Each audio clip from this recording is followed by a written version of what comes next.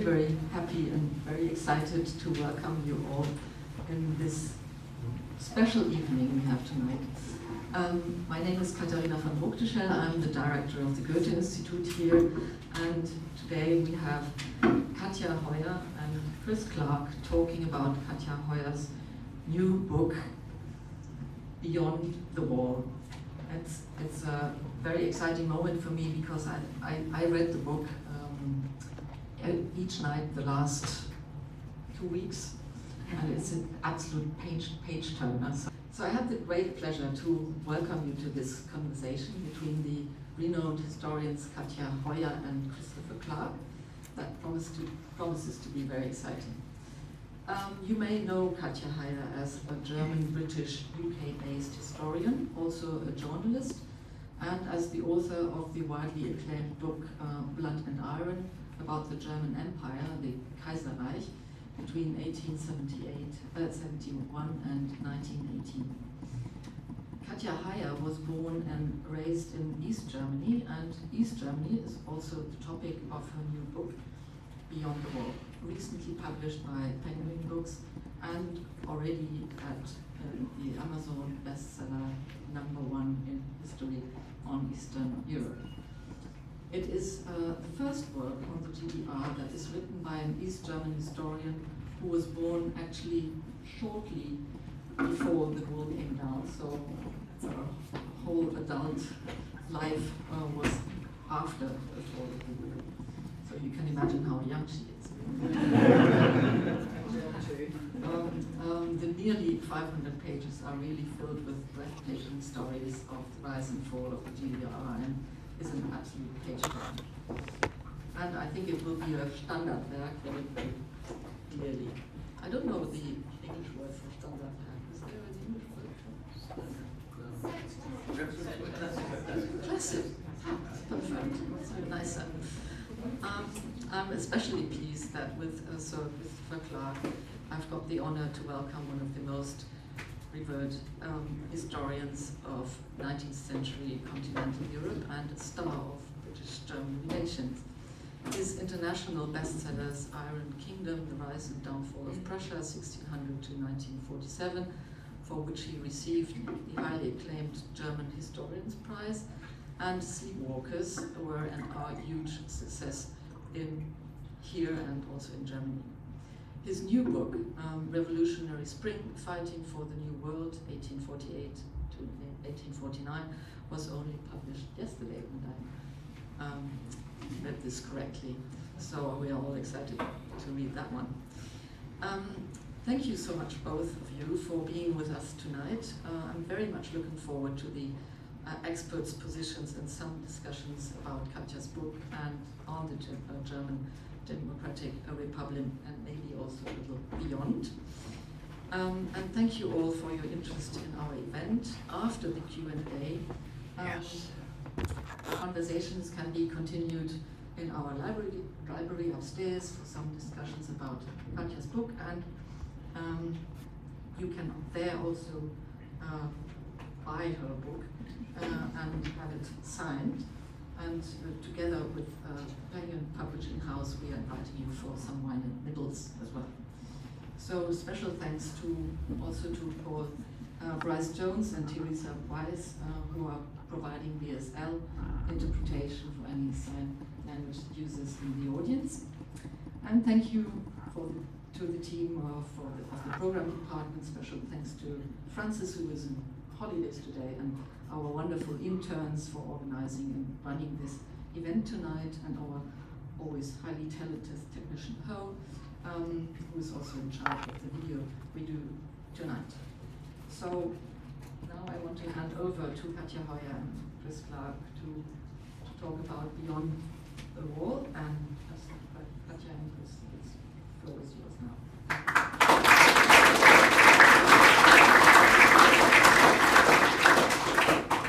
Thank you. I'm really, really pleased to see so many people here. I've been really bowled over by the response I've had to the book.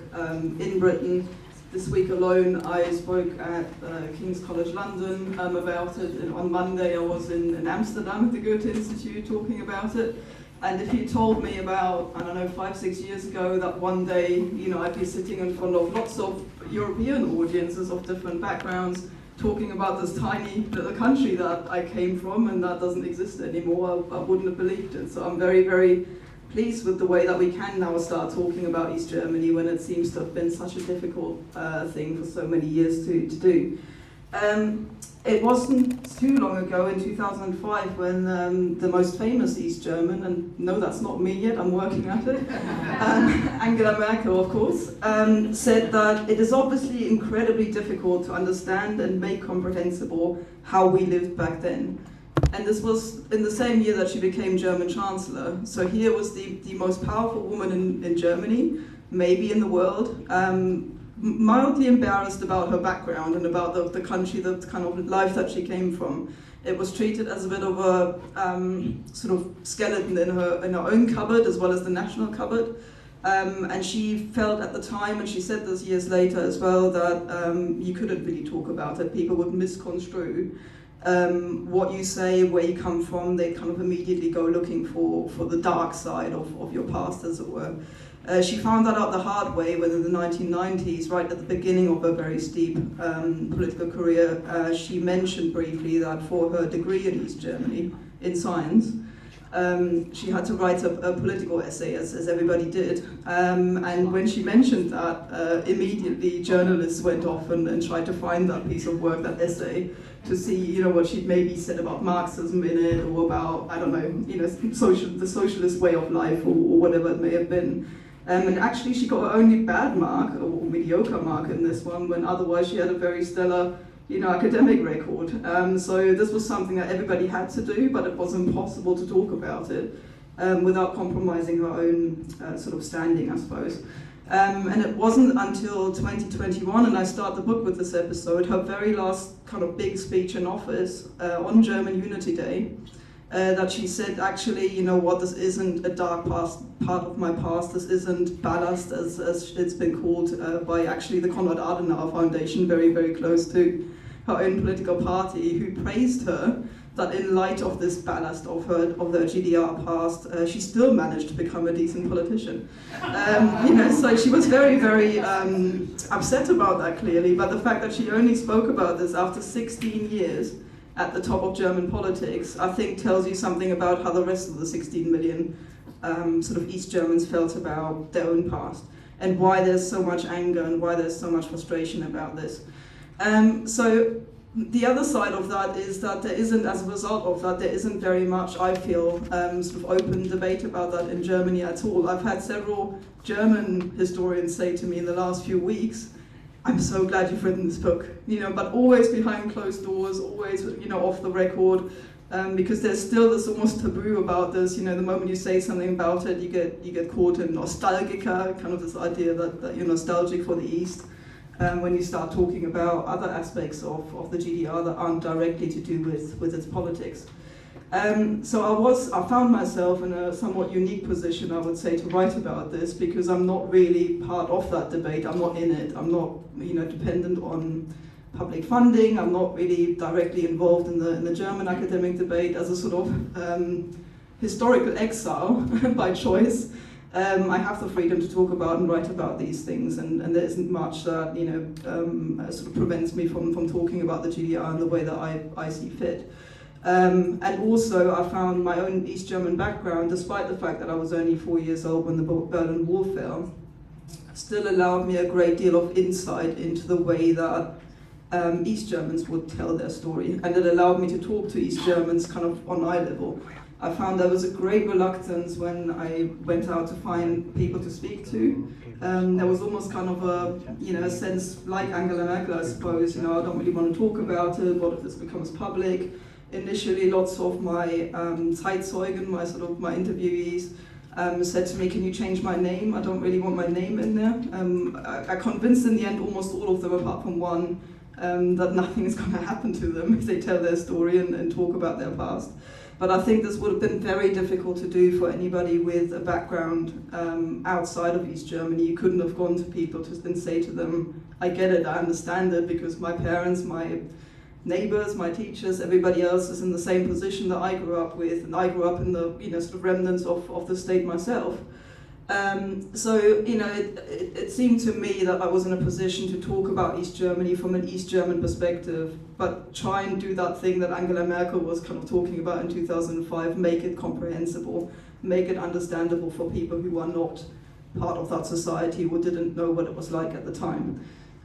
So hopefully that book, or this is what I'm hoping to do with it, will sort of contribute a little bit to this kind of inter-German exchange about East and West, but also perhaps on a European level, because this affects also lots of other people, other people in Eastern Europe as well, where the story is maybe not quite the same because they're not part of a country that was split down the middle, but many people in Eastern Europe also feel that their past has kind of been written out of the European narrative to some extent, and you see that on a bigger scale, this kind of conflict between Eastern and Western Europe unfold along similar lines. Well, Katja, thank you very much for those words, and thank you, Katerina, for your introduction.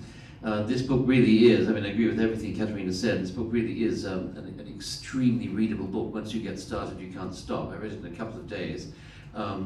If I ask myself, why is it so readable? I mean, it is very well written, but it's more than that. It's also about the way that Katja nails down her arguments with individual cases, with individual humans, people who have spoken to her, or people about to whose inner life she has some kind of access. So quite often the chapters and the sub-chapters begin with an individual who's doing something on a particular day, and then take you via that route into one of the key issues around in the history of this vanished republic. But before we start talking about the book, which I want us to do, I want to reflect just briefly. I mean, I know everybody in this room will know that in 1989-90, Germany got unified again, and the German Democratic Republic disappeared. But I wanted to reflect briefly on the very special quality of those events, of what happened to the two Germanys in those 2 years.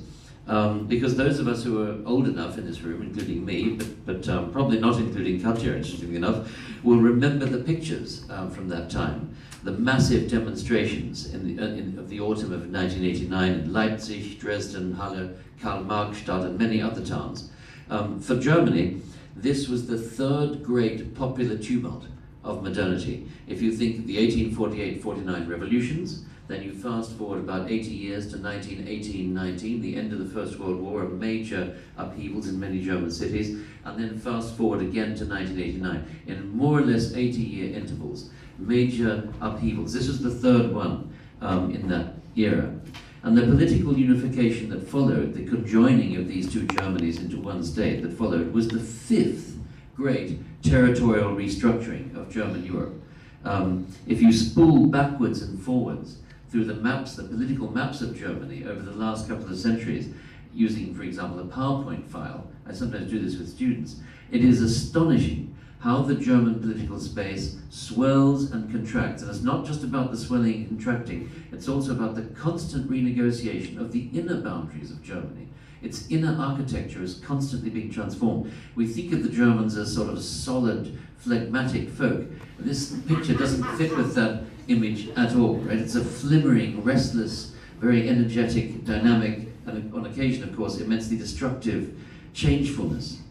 But even against that very dynamic background, the events of 1989-90 really do stand out, because after the fall of the wall, the events unfolded at such an incredible pace that people at the time, and there's endless evidence of this, but I also remember it myself, could hardly make sense of them in real time. It was just happening too fast.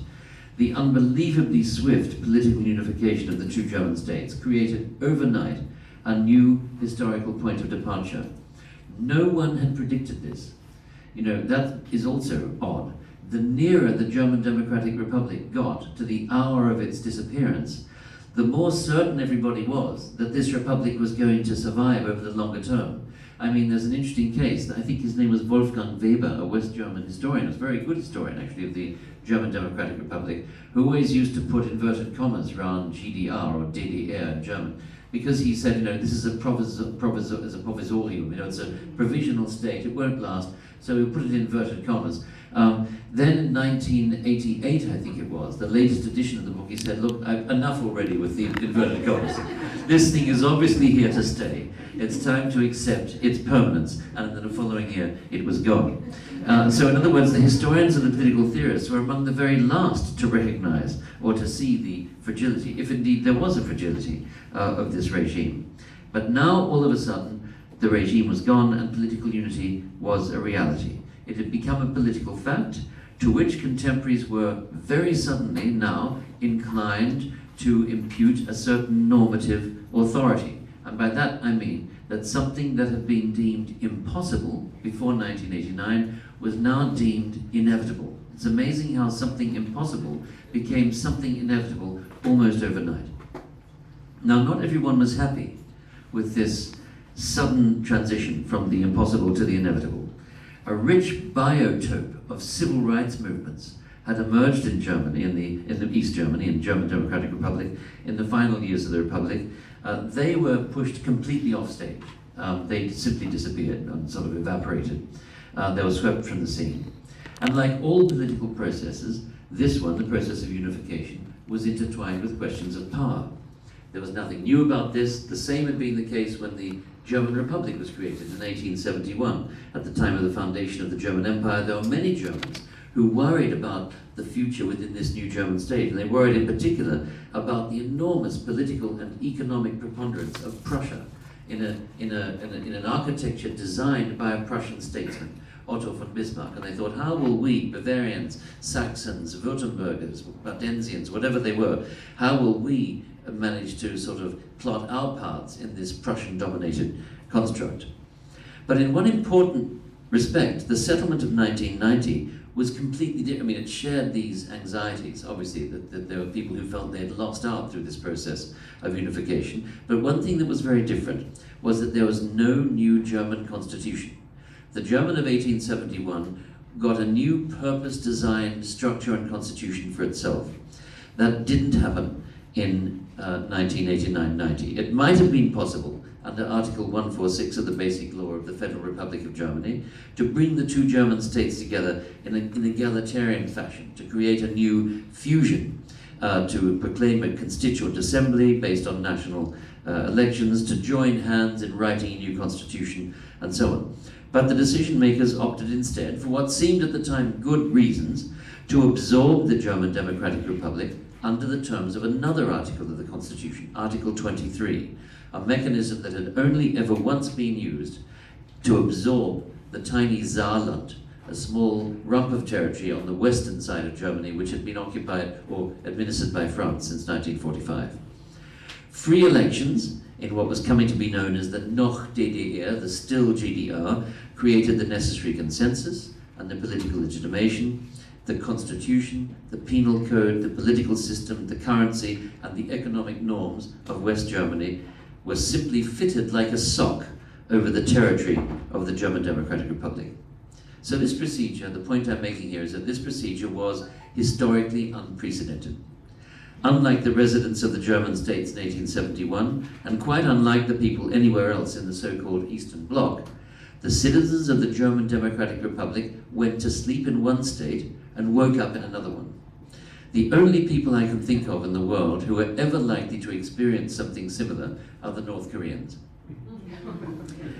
Well, who knows, maybe the South Koreans. Scrap that, cut that from the recording. Millions of words have been written about the significance of this, and I mean millions, about the libraries of books have been filled about the significance of this profound caesura for the people who experienced it, and whole libraries will be filled with this stuff without our ever quite cracking the enigma of this collective experience.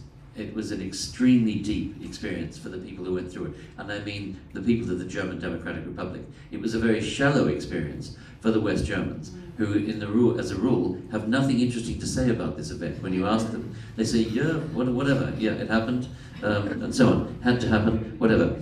And this problem has partly to do with the asymmetrical character of perceptions of this event in the two Germanys, because as the state itself disappeared, it was reconstructed, it was resurrected in journalism, historiography, and cinema as an oppressive, drab, second-rate place whose citizens either found the courage to resist, the very few, or had wound up, in the hands of the Stasi, or buckled down into subservience and moral paralysis, or went the extra mile and spied on their fellow citizens for the Staatssicherheit, the Stasi.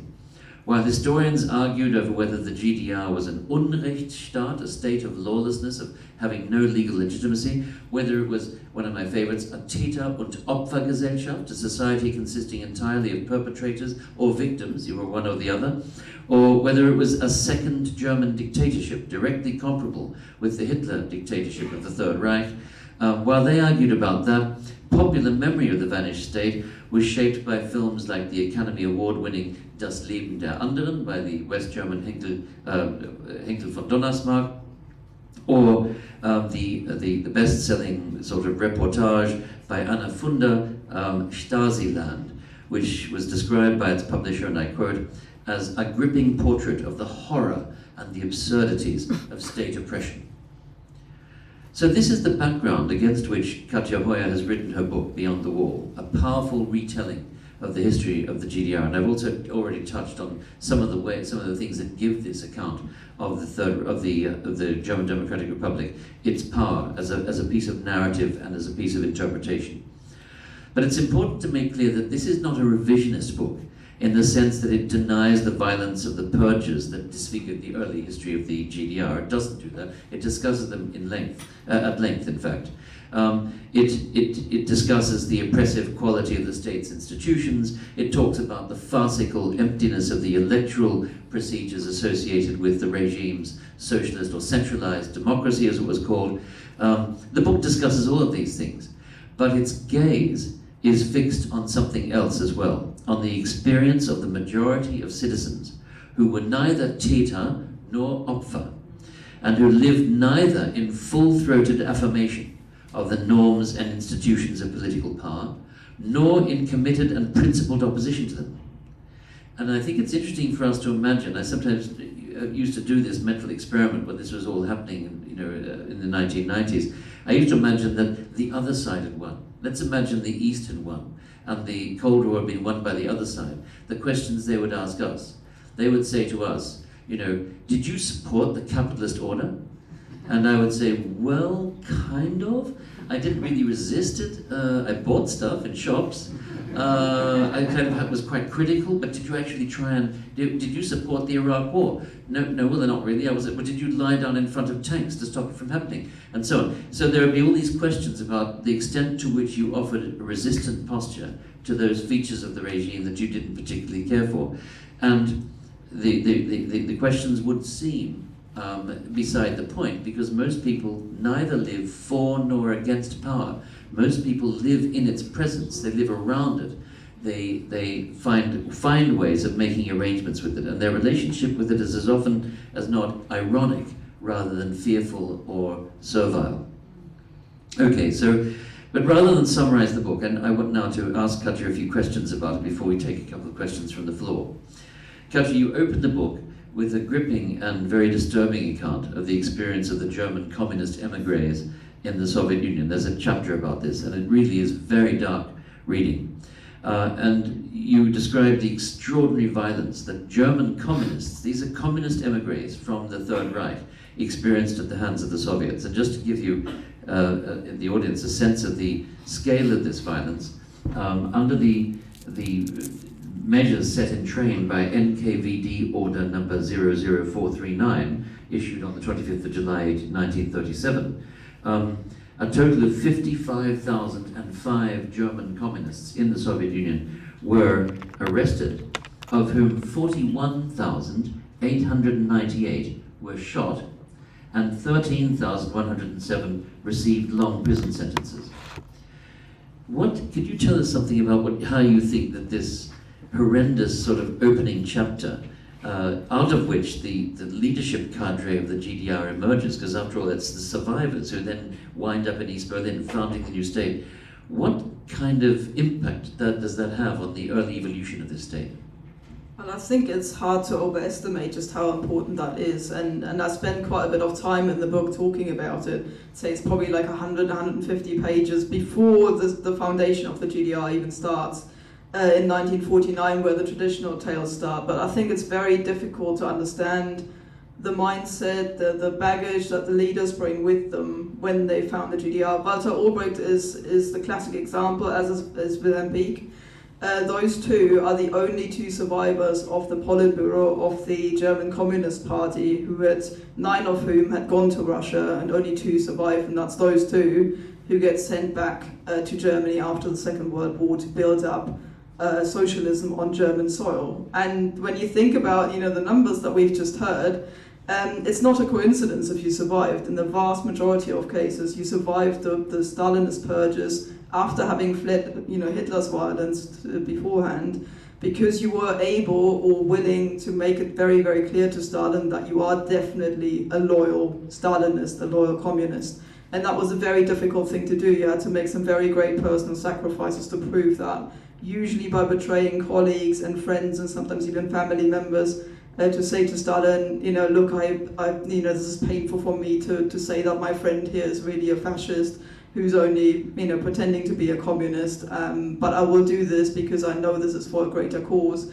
And in that way, you prove to Stalin that you you're worthy, basically, of being in the Soviet Union, staying there, and you're definitely not a spy for Hitler. And it's those people, kind of the hard residue, really, of the German communist exclave in Russia, who survive and who get sent back. I also give an example at the beginning of the book of the many communists who were genuine sort of idealists, dreamers, who kind of had this idea of the utopian society that they wanted to finally build up. Marx had promised the sort of socialist world revolution, decades earlier, and people were kind of buying into this logic. It still hadn't happened, even in the First World War, when it had happened for Russia, and people were, genuinely still clinging on to this idea in the face of the very real poverty that they experienced in the 1920s. So when these people come back from Russia, first of all, I think one thing that's important to note is that they hadn't shared the war experience and the Nazi experience with everybody else in Germany. So they come back to a society that they don't really understand, whose youth have been changed, forever by the Hitler youth and by the very pervasive nature of the Nazi regime, and whose men and women had been changed by the experience of war and conquest. And they sat all of that out in Moscow, and come back basically not really understanding their fellow Germans anymore. And they noticed that very obviously themselves. They also downplay their Russian connection, so maybe West Germans amongst you will know Wolfgang Leonhard, who was a sort of quite famous sort of communist Versteher, or sort of communist expert. He was one of those people who was sent back with Walter Ulbricht initially, and then realized actually what they're building up in East Germany isn't quite what he had in mind. But his name originally was Vladimir, his first name, and he changed it to Wolfgang to basically get rid of this kind of Moscow connection or Russian connection, to make it clear to Germans that, or to pretend to Germans that he hadn't just come from Russia, basically, with all his training and ideological baggage. But it's those people coming back with the experience of persecution. The survivors are really 100% Stalinists at this point, and it's those people who build up socialism on German soil. And the experience, I think, also of kind of constantly looking over your shoulder, being suspicious of everyone, even your very close comrades. You see echoes of that very, very clearly in the way that the state's set up. Well, I'm glad you touched on that, because that was coming out of that observation you just made about the need that people felt to distance themselves. I mean, Wolfgang changing his name from Vladimir, for example. Because I recalled a comment that it's a Soviet functionary. I don't think he was an ambassador, possibly a military attaché in Berlin, who referred, and I wish I could remember his name, but anyway, he referred to the GDR as a homunculus, as a Versuchsmännchen, a homunculus from the Soviet test tube. The idea being that the GDR was entirely the creature, kind of grown in the vat by the Soviet Union, and that it had no autonomy whatsoever. And yet your book touches again and again on occasions when there was friction between Moscow and East Berlin. And when the East Berlin leadership begins to you show how it begins to carve out a certain limited room for disagreement, for a different path from Moscow. And I also was struck by the continuing tension between the leadership and the handlers as they saw themselves in Moscow, and also by the structural antagonism, the fact that right into the 1970s, the sort of wholesale extortion was taking place with the removal of all sorts of products, fruit and industrial output and so on, by the Soviet Union. Extracting 3 times the amount in reparations from East Germany that was paid by the West Germans. So I wanted to ask you, how would you characterize that relationship, and does it change over time, this relationship between East Berlin and Moscow? Yeah, it's very much a back and forth. I mean, it's interesting at the beginning that Ulbricht, ever the Stalinist, sort of was trying to prove to Stalin that he's going to be more Stalinist than Stalin himself. That's mainly to do with the fact that, in my view, and that of some other historians, Stalin was never all that keen on the GDR to start with. It wasn't naturally part of the Slavic world. You see this in Putin today as well, where kind of the idea is that Russia's influence should sort of reach over the Slavic people of Eastern Europe, but not into Germany itself. And on top of that, he sort of inherited the part of Germany that's very rural, very sort of poorer than the Western regions. And also the idea of having 2 German states, separate states, meant that the sort of really industrialized regions of the Ruhr in the West were kind of lost to him as sources of reparations. So Ulbricht sensed that, not least because he's told this all the time by Stalin. He doesn't really want 2 separate states. It's not a coincidence that the GDR is set up half a year after the Bundesrepublik in the West.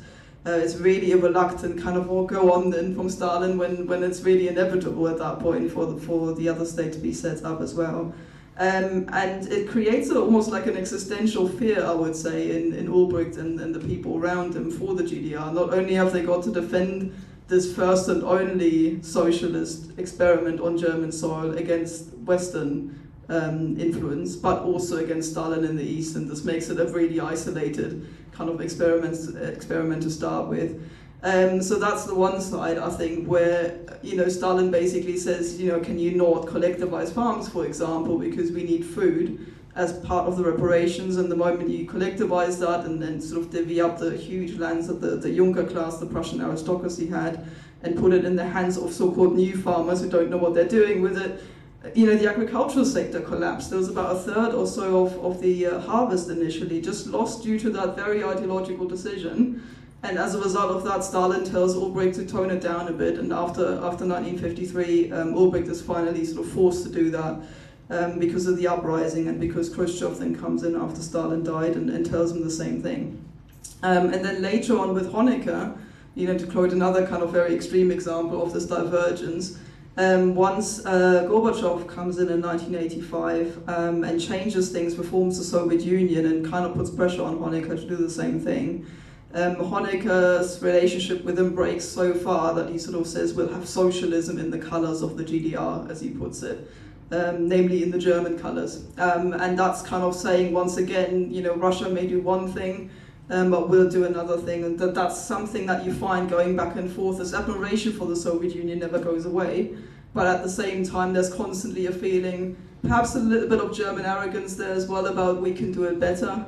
Ulbricht constantly lectures, much to their annoyance, lectures the Soviet leaders about how, look at our GDR and the living standards, and we can always send experts over to you and the other poor countries in the East and tell you how to do things. There's always that kind of inherent arrogance as well that's there about how socialism in East Germany is naturally going to be superior to that in other countries. Yes, it's interesting. In Ulbricht's career, in a sense, as chief, what was he exactly? The chairman of the general secretary. The general secretary of the Central Committee of the this and that. Yeah, it ends really with a sort of stab in the back from Honecker, which you describe very interestingly, and because Ulbricht has been indulging publicly in precisely this kind of fantasizing, we're going to overleap the Soviet Union and place socialism on a new platform. But then by the end of his career, Honecker is saying much the same kind of thing. So there are 2 souls, in the breast of the GDR struggling. One is the sort of Deutsch-Sowjetische Freundschaft, and the other is this much more combative, rivalrous sort of attitude.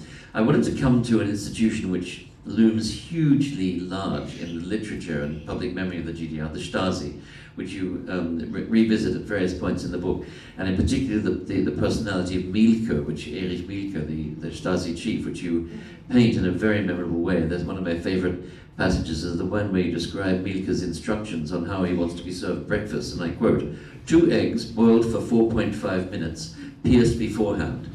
And his secretary had kept a labeled drawing of where the individual breakfast items should be placed, including milk, salt, bread, knife, plate, white napkin, and so on, all in a special architectural plan, so she know exactly where to put everything. How would you characterize the place of the Stasi within the regime? Because towards the end of the book, you reveal that Mielke was in fact collecting compromat on Honecker. He was preparing to, if necessary, to carry out a kind of coup against the Honecker regime. So how would you characterize that relationship between the Stasi and the regime? I think to start with, because the Stasi basically calls itself the shield and sword of the party, it very much plays into these existential fears that I talked about earlier. So that, Ulbricht is sitting there really worried about the state. He's defending it against the East, against the West, against his own people in 1953. And here comes Erich Mielke saying, do you know what, I can sort all of this out for you. I'm going to create an institution that will find dissidents and internal and external threats to the regime immediately, and I'll deal with it. And it seems a sort of comfort in a way to the regime. And they start giving it a fair amount of budget, even though, of course, the early GDR is very much struggling to get its economy going. So you can see how much that already means to the regime in terms of building up a secret police force. But it very quickly takes its own path, particularly once Erich Mielke actually becomes the head of the Stasi, because he is himself, I would say, perhaps the archetypical kind of type of Sovietized and also, in terms of his war experience, shaped by that person, even more so perhaps than Ulbricht was. He had trained to be a Chekist, so basically a sort of Soviet-style secret police leader in Moscow, and then been deployed in the Spanish Civil War in that role, where he'd really kind of practiced his sabotage and kind of, terrorism and all of those kinds of methods, and then brings all of that into the GDR, including these kind of horrible torture water cells that they used to keep prisoners in, where they couldn't really stand or sit or lie down properly, and had sort of standing water at the bottom of the cell kind of for days, and it's disorientating. People would eventually tell him what he wanted to hear. All of that comes from that training that he'd received in Moscow. It's very much NKVD methods that he uses. And then the pinnacle of that is that after 1953, and then also after the Hungarian uprising, the regime becomes very paranoid about something like that happening in Germany again, and they decide not to live in Berlin anymore, but to move outside of Berlin into the so-called Waldsiedlung, into Wandlitz, sort of within commuting distance, as we'd say today, of Berlin, but outside of it. And that settlement is entirely new. It's created from scratch, and it's run by the Stasi. And that is incredibly claustrophobic for the politicians themselves. So, it's got like its own bakery, hairdresser, sort of fitness facilities, chauffeurs who pick the politicians up every morning. They all live in this little settlement literally next to each other. As one of my reviewers put it, it's like a sort of Stalinist Coronation Street in that sort of settlement. But all of that's run by Erich Mielke. So if you express, say, if you start grumbling to your hairdresser, as one does, the hairdresser immediately goes off and tells Mielke about it. Or one of the wives of the politicians may have been pregnant and wanted some pregnancy clothing, and again, who goes off to find that? Erich Mielke does. So he knew virtually everything about the people in that settlement, and those are the politicians that are, in theory, they're his superiors, or should be anyway. And they lose control of that very quickly. And I think, this episode that you mentioned, where Mielke starts sort of collecting incriminating evidence on Honecker in this famous red suitcase that was found in his office after the wall came down, which had sort of sordid details about his mistress and about when he was imprisoned under the Nazi regime. His father tried to get him out of prison and wrote this kind of letter to the judges and said, actually, you know, Eric isn't really that much of a communist. I think he can live within the system. All of that was collated by Erich Mielke in case he would ever need it to bring down the leadership. So in a way, I would say the Stasi kind of does its own thing within the regime. It's both its protector, but also kind of strangles it in a way that many politicians found very claustrophobic themselves. I was struck, among many other things, by the references you make to consumer culture in the GDR. You know, there's the Trabi, of course, which was, you know, the ubiquitous small two-stroke engine car made of plaster or delaster or Schkopper or whatever it was made of. I'm not sure. It didn't seem to have very much metal in it. But anyway, and then there were, you talk about coffee. The coffee crisis of there's a fascinating subchapter on the coffee crisis of 1977, when the Soviet Union suddenly just stops coffee sales to the GDR because they want to use their coffee to get hard currency for elsewhere, and as a result the GDR has to look desperately for other supplies. And you know, there are all these reflections on, and then there's the Plattenbau, the new sort of estates that people could move into when they were built in the 60s and 70s. Why do you give such prominent place to the quality of the material culture of the GDR? I think it's one of the key features really of the GDR in the 70s. So when Erich Honecker comes in 1971 and presents himself as the new face, as a kind of new leader, he's a generation on really from Ulbricht, and is very much making that part of his image, part of his kind of persona, public persona, that he's the new man, the younger, the person who had been the leader of the Free German Youth beforehand. He knows young people. And was sort of trying to bring an element of all those things that people had craved previously into the GDR. So where Ulbricht had kind of promoted like a more humble, if you will, ideologically maybe more purist type of socialism, so he was kind of arguing for the classic, you've got everybody in the middle class of society in exchange for not having absolute poverty. You also do not have absolute luxury at the top, so basically a really extensive welfare system that kept everybody roughly in the middle, but without the consumerism that allows luxury at the top. And that was kind of the Ulbricht model of doing things. But East Germany always has this problem that West Germany is just on the other side, and you may sit reasonably comfortably now in your newly built flat. You may have just bought your first car, you go on state-subsidized holidays and everything is sort of okay. But you look over there at West German television and you see all these, like your uncle in the West may have just bought his Mercedes when you were driving around in a piece of Duroplast.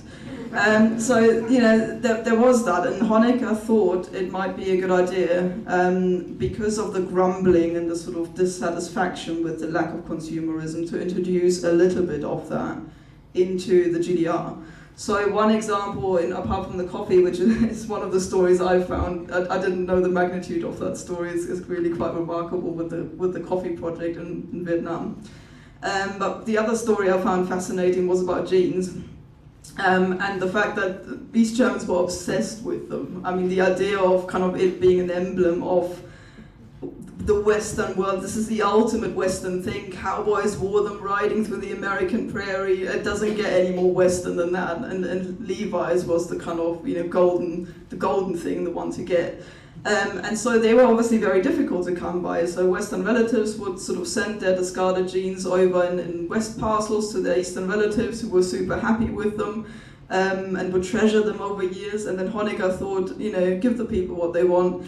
And he actually went to Levi's in the US and imported 1 million Levi's jeans in one go. And then several other shipments in between, but this is in the late 70s. There was an absolute run on them, so it's complete chaos. Everybody storming into the shops. There wasn't enough changing rooms. People didn't really care. They just bought, you know, 5, 6, 7 pairs if they could. The next time they had to sort of distribute them more carefully. So what they did is they basically gave each institution, like universities and factories and things, a small allocation each, and you had to sort of go there with your membership card that said you worked in this place. The Stasi, by the way, got its own contingent of Western jeans, but that's quite remarkable, you know. And this is just an example of the sort of type of regime or type of system that Honecker was trying to build up. He was trying to keep people happy, basically, whilst they had to live in this modest society where luxuries weren't really a thing. But as his economic advisors were pointing out very quickly, I mean, where does this go? You know, you've imported this batch of jeans, what's next? And then people sit there and go, well, we want Walkmans, we want cassette recorders, we want better cars. We can't have that and at the same time have extensive childcare, pay only 4% of your income in rental costs, you know, have a health system that's free at the point of use and all the other things that basically the GDR provided at great cost to itself, and then import 1 million Levi's jeans every year. That just doesn't work. And so eventually the expectations, I think, that he created with that moved in a direction that he found increasingly difficult to control, where people were wanting more and more things. And as his economic advisor said to him, we can have 1 or 2 Walkmans in the shops, but not 12 or 13 or 14 models as you will find in a Western electronics store. That's just not going to happen because of the system working in a different way. So that's, I would say, is the key sort of difference there with Honecker, trying to introduce that, but finding out very quickly that it's not easy to control once you've introduced it. Absolutely. I think one of the books, what many surprised, one of the most interesting and surprising things is the figure of Honecker as he emerges from this book. Because although he is still the kind of tight-lipped, rather prim figure that we remember, you know, with this sort of very high whistling voice. It's like he's in the room. I'm channeling him. But the point is that, you know, he remains that figure that he is, but you bring out also his weird dynamism and his willingness to try stuff out, like going over, you know, buying in 1 million Levi's, or talking to the leaders of youth culture and trying to get them to stimulate the rock scene in the GDR and so on. So he's you know, actually a more complex figure than I was aware. I wanted to come to, we're coming now to the end of the question of the Q&A bit here before we open the floor, and I wanted to ask you why you think it is that the termination of the GDR has proved, and its absorption into the West German Republic, proved such a difficult experience for so many of its former citizens. And I don't mean, you know, just talking about people whose pensions suddenly weren't worth very much, or who lost their jobs and found it difficult to get new ones, and so on. That's all part of the experience in the Transformationsgesellschaft, you know, that what's his name, the one who wrote Klein wrote about, you know, that Klein, I don't know, I can't remember his name. Anyway, but the point is, there's a lot of that, but it's in the longer term that this is really interesting. There's a sort of dull pain which remains. Why do you think that pain is there? After all, they got the D-Mark, and then they got the euro, and they got, you know, the flourishing capitalist economy of West Germany, and they're driving better cars now, and they have color televisions and all the rest of it. Why is there this pain? Well, I always get really annoyed when people say exactly those kinds of things. I'm saying it on purpose. I know. But it's, you know, it's a bit like Boris Johnson, for instance, was when he introduced this idea of leveling up. He actually used Germany as an example, and he said, look at those Germans, they've managed to level up between East and West. East Germans now have, I don't know, as you say, television, they got internet cables, they got even broadband cables were put in the ground. You know, look at their roundabouts, they're really good. So, you know, there was a lot of money that was invested, and that's quite right. And I don't think it is so much a material thing anymore. I think it was, to start with, an unemployment soared, and it was massive. Up to the, I think in the early 2000s, it was still a fifth or so of, like, over 20% of East Germans were unemployed. So that was a huge problem to start with, and also this kind of reorientation, like you've had your job for years potentially, and suddenly you were asked to dismantle your own factory, ship it off to Western investors who would often buy the whole thing for the symbolic value of 1 mark. And that isn't just an economic thing, but it's also a psychological thing. Like if you worked in that factory for 20, 30 years, you may have been a brigade leader, you got little medals and all that. It's part of your life because of the kind of status that work had as well in people's lives. It was much, you weren't just an overhead basically, or kind of like an economic factor to take into account by the person who employed you, but you were usually in the same workplace for a long time, and it was part of your identity of who you were. And suddenly you were asked, or you were told, that this was never a real thing in any case. It was only propped up by the state's false ideology, which has just failed. So your entire life, who you were, what you did was kind of devalued, was suddenly false. You couldn't even talk about it without being told, you know, you're just nostalgic and real. Nothing you ever produced was a real kind of asset to anybody. It was just kind of part of the planned economy. So I think there's that, and then I think the other aspect is that life just changed so much, as you say. Like, I mean, West Germans don't really understand that because nothing changed for them, but it was a complete change. So maybe one example: my mother was a teacher in her early 20s still at the time. Like I say, I was 5 years old, and suddenly childcare was cut. So, you know, these kind of kindergarten places were cut down. That was very difficult. And she wanted to carry on working and went, because everybody had to sort of retrain and relearn their jobs, because obviously they didn't do them properly beforehand. And so she was sent on all of these training courses far in West Germany. Sort of, it was almost like going to a different country. And she was sitting there with all these sort of male professors in their 50s who would sort of talk to her at break time, and she'd say, oh, you know, I need to go back home, my little one needs looking after, and they'd say, you know, what do you mean? First of all, they were surprised she had a child at that age. Secondly, you know, why are you here? Why are you not at home looking after that child? And when she said, you know, I was 5 years old and it was sort of 6 o'clock and I was still in kindergarten because they were just open that long, there was immediately this accusation, you know, how can you do that? And, you know, what's going to happen to your child, this nationalization of childhood and all the rest of it.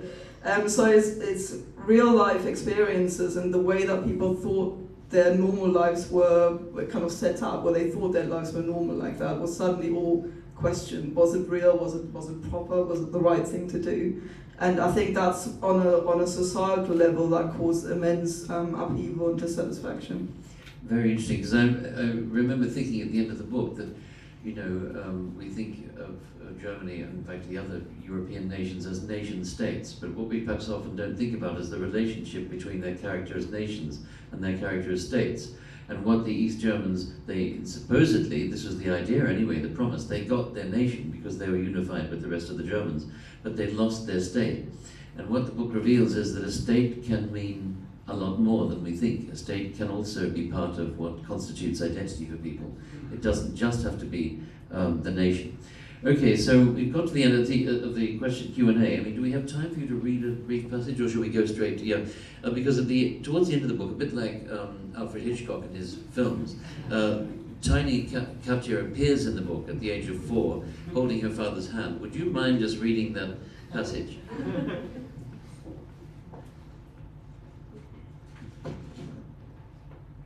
So maybe just to explain that quickly, this is not a personal history of the GDR. Of course, I was way too young to have a personal view of this.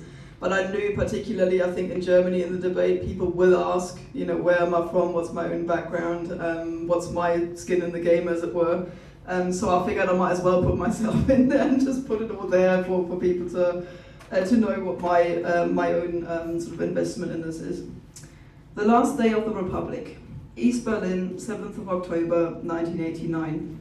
I was 4 years old, an excited little girl with unruly pitch black hair that resisted every attempt to control it. Wrapping my hands around the handrail of the rotating visitor platform of the Berlin television tower, I was straining forward to get as close to the panoramic glass panes as I could. As my feet lifted off the carpet, I went unusually quiet. I gazed down 203 meters at the streets below in amazement, trying to take it all in. The little cars whizzing around Berlin looked marvelous, just like my precious collection of Matchbox toys. There were lots of tiny people too, and yet more were coming. Delighted with the spectacle of Berlin from above, I turned around and shouted slightly too loudly, "Papa, come and see! All those people look like little ants." I pointed downwards eagerly, jumping up and down so I could see better. And look, there are police cars everywhere. At last my words seemed to arrest my father's attention. He'd been buying drinks for me and my pregnant mother from the fancy restaurant in the center of the observation platform, but those last words made him stop in his tracks. Looking down at the increasingly crowded square at the foot of the Fernsehturm, his face went white. He recognized the armored vehicles as belonging to paramilitary People's Police units. Many of the people I was pointing at were protesters.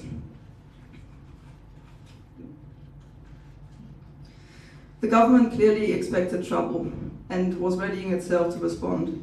"Katya, come quick, we need to go," he urged. But I stood rooted to the spot. transfixed by the miniature chaos that was unfolding below. My knuckles turned white with determination to cling on to the handrail if need be. Just as things became really exciting, my father wanted to go. Without listening to my protestations or my mother's questions, he pulled us both along, back into the lift. On the long journey down, troubling thoughts went through my father's mind. What if the protests escalate? How will the police react? Both questions worried him, but it was best to sit it out at home, outside the capital. If things were to take a violent turn, at least his young family would be safe. We rushed back to our second-hand white Trabant, which my parents had secured for the extortionate price of 8,000 marks a couple of years earlier, to avoid the long waiting times for a new model. The drive home was filled with animated conversation, which I listened to intently from the back seat. My eyebrows furrowed in deep concentration. None of it made any sense, but all of it seemed very thrilling.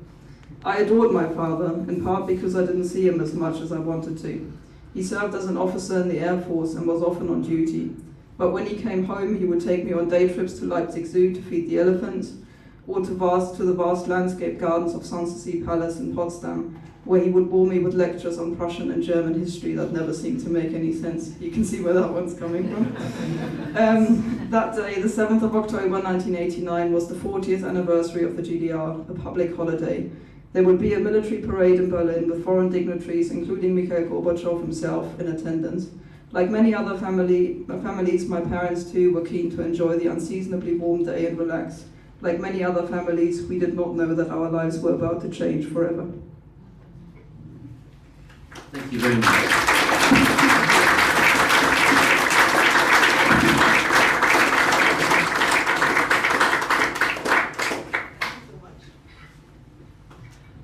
Now your questions are.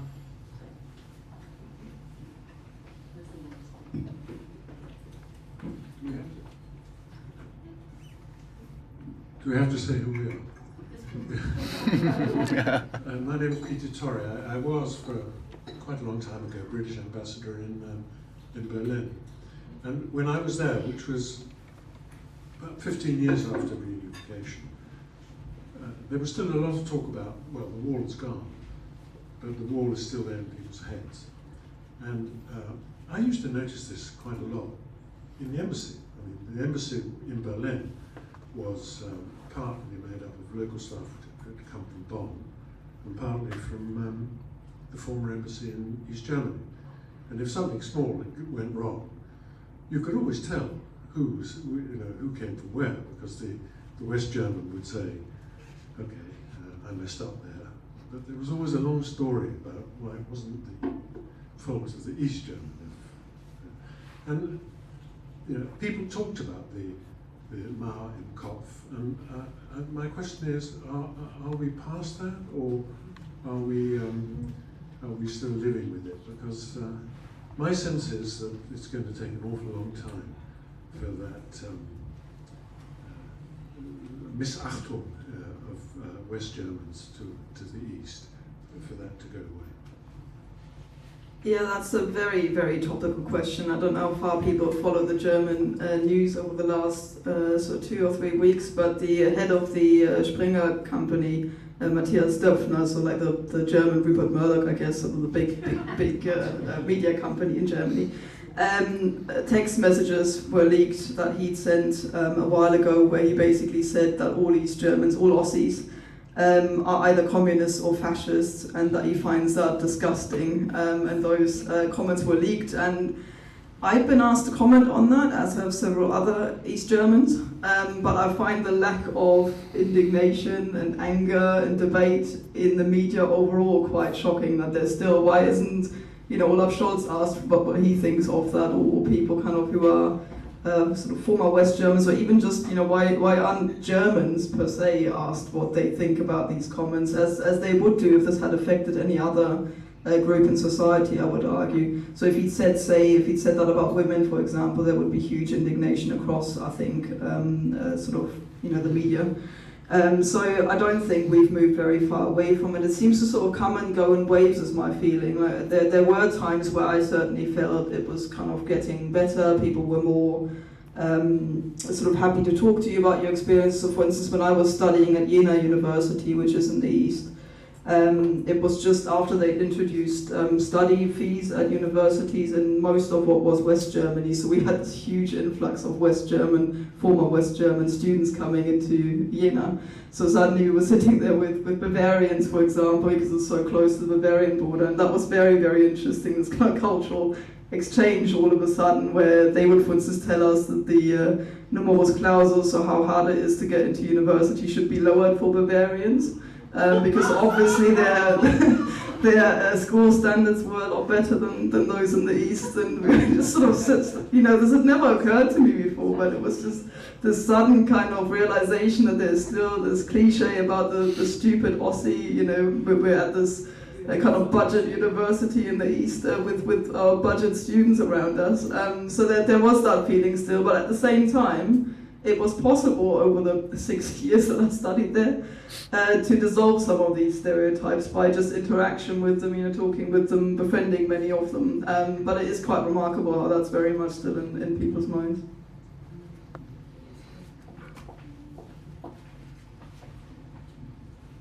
Yeah, hi, my name is Tessa Szyszkowicz. I'm an Austrian journalist, and thank you very much to both of you for this fascinating talk and your books. Katja, to turn this debate about the vision of the West Germans or the East Germans a little bit into a more positive spin, maybe, because I think your book comes at a time, 30 years, more or less, one generation after the end of the GDR, at a moment where die verschwundene DDR suddenly is a subject, and people really have a renewed interest in what was also good about the society. So I wonder if you not also think that it can have a positive effect and will inform the political debate in Germany, in all of Germany, or also in Europe, on how progressive politics in a way can be subtracted from some of the experiences that the GDR gave to the Germans and Europe. Thanks for that question. That book is precisely written out of that sense of optimism. That's why I wrote it now, effectively, because I think exactly, as you say, it's over 30 years now as one generation on. I belong to a generation of people who haven't experienced this kind of Cold War animosity themselves, and hopefully other people, sort of my age in particular and younger, feel that they're not personally affected in the way that perhaps previous generations were by this entire conflict, effectively ideological conflict, which made it so that anything that you picked up about the GDR became part of this entire package. You were almost in a position to justify, when you talked, say, about the policy towards women, to add this great big aber at the end, but this still happened in a dictatorship, and you couldn't talk about that without discrediting the entire package of the GDR at the same time. And I think we are getting away from that a little bit. Since the book's come out in the UK, for instance, I've spoken to various political entities, for example, to the council in Bristol, for example, who wanted to know about social housing and how that worked in the GDR, and whether it worked and what didn't work. And it's those kinds of things that I find quite interesting. I think Germany is a long way away from those debates, because it doesn't mean, when you talk about public housing in Germany, that I'm saying to Bristol, build some Plattenbausiedlungen into your city. That really isn't the point. But there are some interesting aspects, for example, these communal areas that they built into them. So for instance, in the block that we lived in, which I really wouldn't want to go back into, the fact that I still have to say that, but we didn't even have central heating. We still had a sort of a coal-fired stove in the house when I grew up. But apart from that, what did work, for example, was that it had like a communal area in like a sort of party basement room where everybody could sort of have their birthday parties and things. It had communal washing lines between the houses that people used together. There was communal storage, both in the sort of cellar area as well as in the attic, that kind of stuff, where people just stored their bikes and things all together. So there are aspects of that actually worked quite well, and I think that are worth just looking at and studying. I mean, ultimately, you've got 41 years here of completely different politics, society, economics.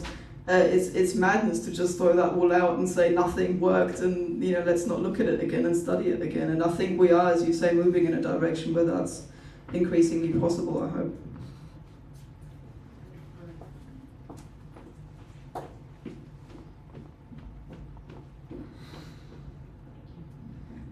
My name is Gabi Biesinger. I'm a German journalist, and thanks for your interesting thoughts. I just wanted to add, as having had my Abitur in Nordrhein-Westfalen, I got the same lectures from Bavarian Kommilitonen as you did. Let's join forces. And I haven't had a chance to look at the book so far, but I was wondering, was there a contribution from Udo Lindenberg to bring down the wall? Not David Hasselhoff this time, that's the standard question I get. I think Western music overall had a role to play, in the same way I think that consumerism did. It was kind of one of those things that the regime was keen to embrace. I mean, Udo Lindenberg is maybe an interesting example because everybody else, as he said, was allowed to play, so why wasn't he in the GDR? So by that point they'd had ABBA, say for instance, on the youth program on TV, on Ein Kessel Buntes as it was called. They had, I don't know, lots of Western bands. Smokey, played in the GDR several times, and Bruce Springsteen famously in the later stages. So there was, I think, an element of bringing Western culture in, and then once again, you'd had this concert, and people would say, "What's next?" And then there was no way, obviously, of paying, for instance, for these sort of Western stars who expected fairly high, sort of payments for these events. So they would have to give them, sort of like antique furniture and things like that. It was really quite bizarre. Or in the case of Bruce Springsteen, it was sort of billed as a charity concert for Nicaragua, so he didn't actually get paid. He saw this as a charity thing. So there is that as well, because it once again created an expectation that would continue. And it's kind of one chip in the wall, if you will.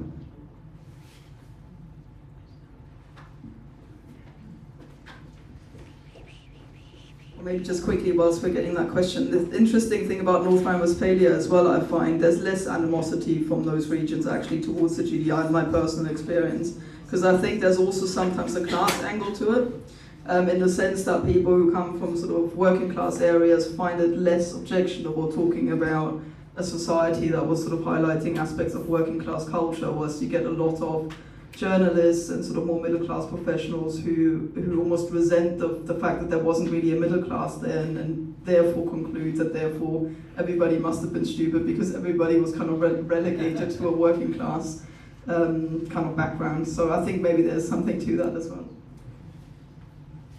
I'm Peter Barnes from the British German Association. First of all, thank you very much for the book, which I've really enjoyed reading. If you look at the first years of the two republics, there's a sense that both of them were competing to be the single legitimate German state, with the Hallstein Doctrine in the West and Stalin's initiatives in the early 50s, which we talked about, for a united Germany. And then halfway through the GDR in the late 60s, you have this move towards Ostpolitik, which is associated with Willy Brandt in the West, but mirrored by Westpolitik in the East in the last years of Ulbricht and the beginning of Honecker. Can you say a little bit about what you think contributed to this change, and also whether you think that Ostpolitik delayed the eventual unification of the two Germanys, or in some way contributed to it? I think the German-German relationship isn't studied enough, really, this kind of interaction between both of them, because there are very, very few West German politicians who will want to be seen or want their legacy to be, a closer relationship with the GDR, effectively. Helmut Kohl is a classic example, who actually had a fairly amicable relationship with Honecker, not least because their birthplaces were about 100 kilometers away from each other.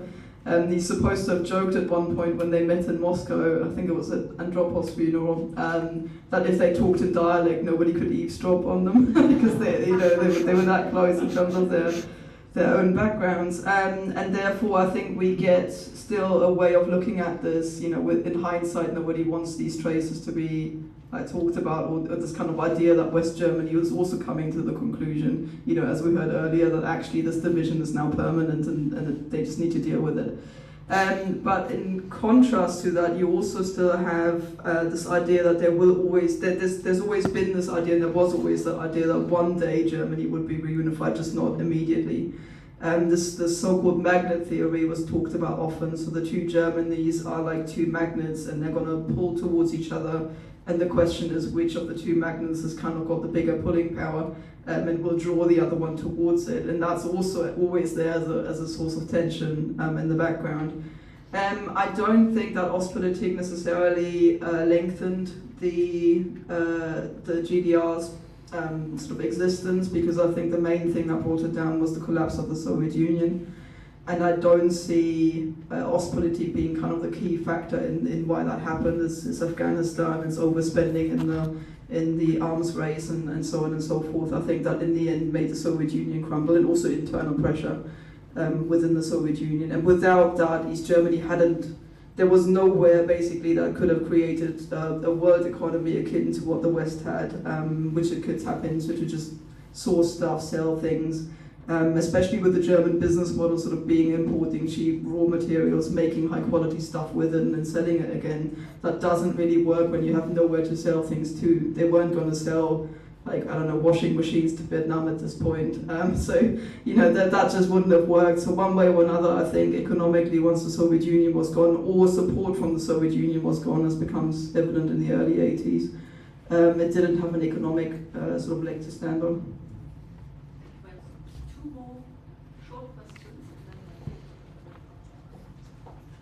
I'm aware that some of the former lead. Can you hear me all right? Oh, I see. Right. I'm aware that some of the former leaders and judges went through some sort of trial process, and I'm interested in whether you could comment on whether that whole thing was dealt with fairly, thoroughly. Was it a little bit arbitrary? Were there compromises? I mean, are there people walking around who probably should have done some jail time, you know, for mistreating prisoners, for example? You mean after reunification? Yes, sorry, yes, exactly. Yeah, it's an interesting question, that, because it was very, very difficult to do anything really if you were an Easterner and you had any connection, say, to the Stasi. You'd once sort of been an informer or had any kind of connection to it. You needed, almost like after the Nazi period where they had the so-called Persilschein, you know, that would sort of say you're now clean again, you can go and do something again. It was a similar thing in East Germany. It still is, actually. So if you are old enough to have worked in the GDR and you want, I don't know, to work in local administration, you still have to prove through a piece of paper that you've never worked for the Stasi, you've never informed on anybody, which, given the scale of the whole thing, affected an awful lot of people. I mean, you had 91,000 full-on employees, and then on top of that, countless people who'd ad hoc kind of worked for the Stasi every now and then and spied upon their neighbours. And quite often, I mean, from the Stasi files that people showed me, like their own Stasi files, quite often people did that as a sort of formality would be too much to say, almost like sometimes people did it because they wanted to have a better career or get a place to study for their children, and actually said nice things about the people that they were spying upon to have it done, basically do it, and then, you know, kind of not do any harm to anybody as a result of it, but still get the benefits for having done it. So it's a hugely complex situation, I think, in terms of, you know, what we said earlier about kind of the life situation being what it is. Most people lived in between the two poles of kind of completely resisting and completely going with the system and thinking it's a good thing, and most people kind of just did what they felt they had to do. Without wanting to justify that, but that's kind of what, you know, what people did. So you had an entire society once again compromised by the system that they worked in. You know, if you take somebody like my dad, say, he was an officer in the Air Force, so nothing to do with the Stasi, but that was enough, you know, in terms of being a pillar of the regime or being part of it or whatever, for him to struggle in the 90s and to get work again. I mean, he's a van man now. He works repairing electronic doors and gates and things, which he loves, but it's not something that, you know, everybody took lightly, sort of not being an officer anymore and then driving around in a van doing work for other people in that sense. So, you know, whether or not there should have been more or less checking, I think it wasn't handled well, in the sense that it ended up compromising a lot of people who could have continued in their work, I think, without necessarily being bad people as such, but equally a lot of people got away with it because if you got hold of kind of one of those pieces of paper that said you never worked for the Stasi. It didn't really matter what else you had done, and you could kind of go back in. So in many ways, the process was complicated and done very, very quickly without contemplating all these moral questions. Thank you very much. I'm Susie Nicklin. I'm a publisher and a former cultural diplomat. And I just wanted to challenge Christopher's point, actually, because as an Irish citizen with a lot of friends from Northern Ireland, it seems to me that actually within Great Britain, within the United Kingdom, we exactly have a situation where we may actually have citizens waking up from one morning to the next and finding that they are within a nation but not within a state. And so actually I was interested in your Bristol point, and I wanted to ask Katya what lessons you feel that we could learn as a nation and potentially a different nation in the not too distant future from the experiences of the GDR. No, I just agree. I think that's a really interesting point. I'll think about that further. I mean, I think it's complicated in Ireland by the fact that there are two different constituencies, at least. I mean, simplifying, of course, it's not just two, but that kind of complicates the question, and that doesn't really apply in the GDR in quite the same. But you're quite right. That's a really interesting example of a state-nation tension. Yeah, I find in terms of lessons to be learned, I'm really reluctant about that. As a historian, I think in general we're always a bit cautious about saying this happened in the past, let's never do that again, or let's go back and do the exact same thing again, because these things happen in the context that they happened in. But I'm really interested in the consequences of some of these policies that the GDR had and what they can tell us about how societies can live together. I mean, policy towards women is maybe the obvious example, where the GDR had the highest rate of female employment ever achieved by any state. Over 90% of women work full-time, which is huge. And that was made possible, I think, without compromises. So it's not like women were dragged out of their homes and chained to a machine in a factory and told you have to work here now. This was initially very, very difficult for the state to achieve because effectively society wasn't ready for it when they started it.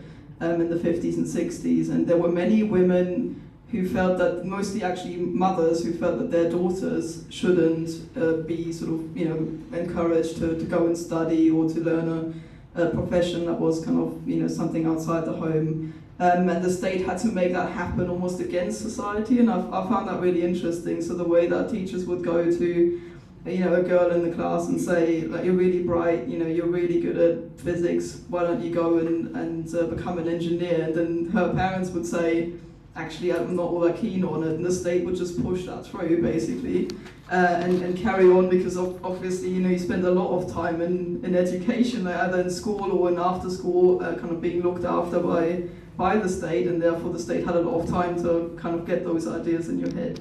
And then eventually it became completely normal. I think that's actually one of the things that made Angela Merkel succeed, I think, in the way that she did in this very stuffy sort of masculine world in Bonn that she entered to start with in the 90s, is that she found it perfectly normal to move around men, to work with men, to sort of work on eye level with them. It wasn't something that, even women who do that today are often still conscious of the fact that they are doing that, they are basically in that space, and they may be the only woman in the room. Whilst that was completely normal for her to just go in there and argue with them. I mean, I've spoken to lots of women about that, but because I'm interested in this very male culture, for instance, in factories, and they said they just became part of that. They didn't change it. So they would kind of sit there after work, have a pint with their workmates, and have this kind of very rough sort of male banter, if you will, with their work colleagues. And it just became part of the culture of the GDR. And many men found that very confusing after the wall came down, so talking to East German women and finding that they would joke with them and sort of be very, not as self-conscious basically about that fact. And that, for instance, is just an interesting thing to look at, whether, it had to be more than childcare, I think. I don't think it was just the fact that they introduced childcare that made women think, I can now do that. I think that there were lots of other factors involved, and that's, for instance, something I think that's interesting to study. Thank you very much. Thank you so much for this really, really fascinating talk, both of you. And I think you gave us a picture of a state that disappeared more than 30 years ago. And we all thought we knew about it, but I think we definitely now know that we didn't. And if you really want to get to know it, you should buy the book and read it if you haven't done so yet. So thank you so much, both of you, for this really exciting evening.